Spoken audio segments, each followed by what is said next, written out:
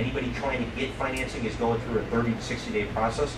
We're finding on our buy-side brokerage, which Lamont oversees, that ultimately, if you want to buy with financing, you need to put about a 15 to 20% premium on your offer price, because no seller wants to stick around for 30 or 60 days and you may or may not be able to close. They'd rather close the thing real quick in 5-10 days, and we do deals in 5 to 10 days, all cash, wire transfer type of situation. Most sellers would rather go that way. So, you know, the whole appraisal industry, as you know better than I do, is really sort of changing. I think if you're still standing today, much like a lot of other people in the different sectors or focuses in real estate, if you're still standing today, I think, you know, there's definitely light at the end of the tunnel. 2011 is when most people think that the financing will start to be restored, at least on the residential side. Now that leads to the commercial side. The lenders we deal with, and we've dealt with a lot of them who had the exposure, and basically the way they got themselves into the binds is, as the market was going up, everybody was a developer, everybody was a condo converter.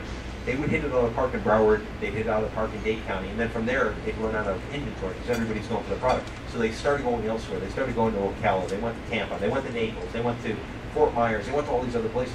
These were people who were out of Broward, who were out of Dade, who were going to the other parts of the state. They were paying outrageous prices for this product because they thought they could be in and they could be out in a 6-month period.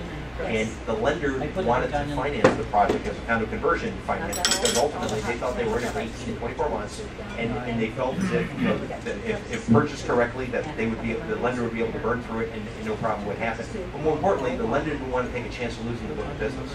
The lender did not want some bank over on the west coast of Florida to be able to provide a condo construction financing, because that Miami bank is never going to get that client back, potentially, depending on what was going on down there. So you had all these banks out of Miami, out of Fort Lauderdale, out of Palm Beach that went elsewhere throughout the state. They financed this stuff, and then once the market crashed, you got an REO department that's sitting in West Palm Beach trying to make decisions about a product that's up in Ocala, and many of the lenders have realized that's not where they want to be.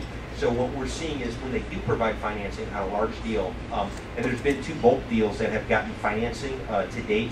The best terms I've seen are 65% loan to value on a bulk purchase. There was another one that got 50% loan to value. Well, many of the lenders are telling us today, we're willing to get in the market, we'll finance it, but here's sort of what we're looking for. We don't want to go over 65% loan to value. We need personal recourse, and more importantly, we need it within a 3-hour drive. If there's a whim that we want to go see that property, we've got to be able to get in the car and go there and understand it and talk to somebody that we feel comfortable with before we make that decision. And so if a borrower can meet that criteria, chances are they're going to get financing, regardless of what's being said in the marketplace.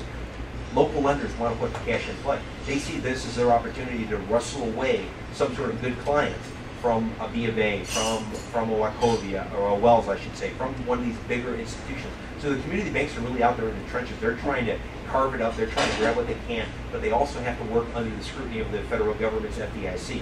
Anybody who doesn't know, you go right up I-95, about 6 hours. Right off 95, you'll see the beautiful facility, which ironically was owned by the same family that owned Colonial Bank before it failed. FDIC has its East Coast satellite office for bank seizure and asset sale.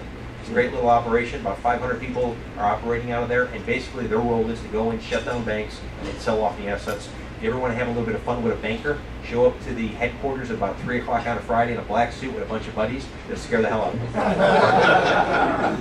them.